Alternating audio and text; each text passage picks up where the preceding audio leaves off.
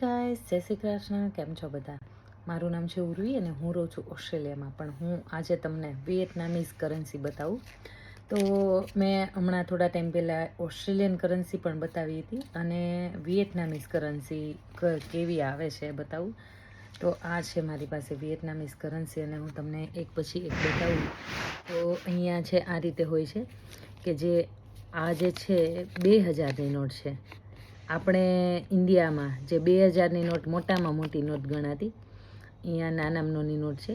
1000ની તો મેં અત્યાર સુધીમાં જોઈ નથી, પણ આ 2000ની મારા હાથમાં આવી છે. અને આ જે છે નોટ એ કાગળની છે, આપણે હોય એવી જ. અને આપણે ગાંધી બાપુ આવે એવી રીતે અહીંયાના છે.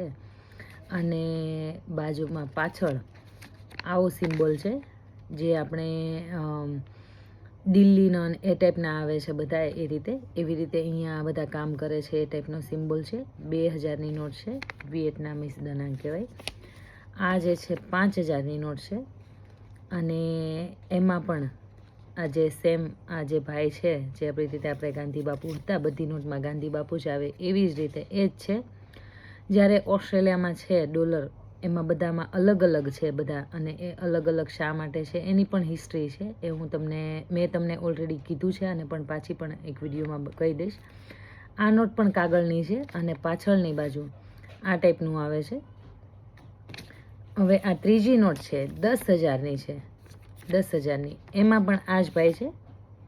પણ આ જે નોટ છે પ્લાસ્ટિકની છે, જેવી રીતે અમારે ઓસ્ટ્રેલિયન ડોલરમાં આવે, આમ ફાડો તો ફાટે નહીં એ ટાઈપની. આ બંને છે આપણે ઇન્ડિયન રૂપીઝ આવે, જે ઇન્ડિયન કરન્સી છે એ રીતે છે. ફાડવી હોય તો ફાટી જાય, પલ્લે તો પલ્લી જાય એ રીતે. પણ આને પલ્લે તો કંઈ ના થાય. 10,000ની નોટ છે.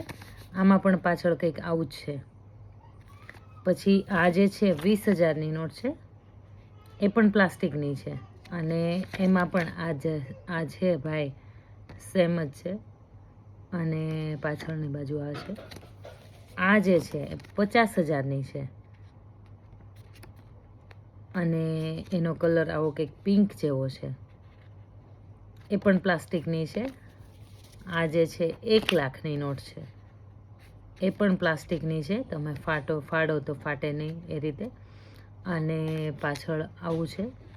જે આ બધા ચિત્ર છે, પિક્ચર છે, આપણે જેવી રીતે બધી કરન્સીમાં અલગ અલગ જે અજાયબી હોય કે કંઈ પણ હોય, મોટી જગ્યા હોય એ ટાઈમના પિક્ચરો મૂકતા હોય છે. અહીંયાના પણ આ જે મોટી અમુક જે હિસ્ટોરિકલ જગ્યા હોય એના મૂકેલા છે. આ જે છે 2,00,000ની છે. 2,00,000ની પણ જે છે પ્લાસ્ટિકની છે. અને આ રેડ કલરની છે. આપણે 2000ની નોટ રેડ કલરની આવતી ને, રેડ કલરની નોટ જોઈને બધા ખુશ થઈ જતા, એવી રીતે આ 2,00,000ની નોટ છે. આનાથી મોટી કરન્સી 5,00,000ની આવે, પણ એ અત્યારે મારી પાસે નથી, આવશે એટલે બતાવીશ. એટલે આ જે છે એ વિયેટનામીઝ ડોંગ કહેવાય. અને આમાં ડુપ્લિકેટ ને ઓરિજિનલમાં પણ અહીંયા તમને આઈડિયા નહીં આવે, પણ મને અહીંયાથી દેખાય છે. જે અહીંયા છે એ થોડું આમ તેમ કરો ને એટલે અહીંયા પણ આ જે 2,00,000ની છે તો અહીંયા 2,00,000 લખેલા હોય છે. પણ જે આવી રીતે જુઓ તો જ દેખાય, બાકી વિડીયોમાં ના દેખાય, નથી દેખાતા એમાં. પણ કંઈ નહીં, જે આ 2,00,000, 1,00,000, 50,000, 10,000, સોરી 20,000, આ 10,000, આ 5,000 અને આ 2,000. હવે આટલી કરન્સી છે. હવે ઘણા બધાને એવું થતું હશે કે ત્યાં રૂપિયો બહુ નાનો છે. હા, નાનો છે. અમે ઓસ્ટ્રેલિયન ડોલરમાં ગણીએ તો આ $1 અમારો આપીએ તો 18,000 જે ડોંગ આવે, વિયેટનામીઝ ડોંગ. અને ક્યારેક તો અહીંયા 20,000માં એક કોફી પણ મળી જાય, જે અમારે ઓસ્ટ્રેલિયામાં $4-5 મળતી હોય છે, જે અહીંયા $1માં મળી જતી હોય છે. અને રૂપિયામાં ગણીએ તો લગભગ 264. આપણો $1 હોય ત્યારે અહીંયા 264 વિયેટનામીઝ ડોંગ થાય. તો એટલો નાનો છે. પણ તેમ છતાં આપણા ઇન્ડિયનો ઘણા બધા એવા છે કે અહીંયા કામ કરે છે. અહીંયા ઘણા બધા પોતાની ઇન્ડિયન રેસ્ટોરન્ટ ચલાવે છે. પોતાના અહીંયા હમણાં નીચે એક ભાઈ મળ્યા હતા, તો એ પોતે કેનેડા રહેતા હતા અને ત્યાંથી અહીંયા આવ્યા છે. અને પલાટીસના ક્લાસીસ ચલાવે છે ટુરિસ્ટ માટે.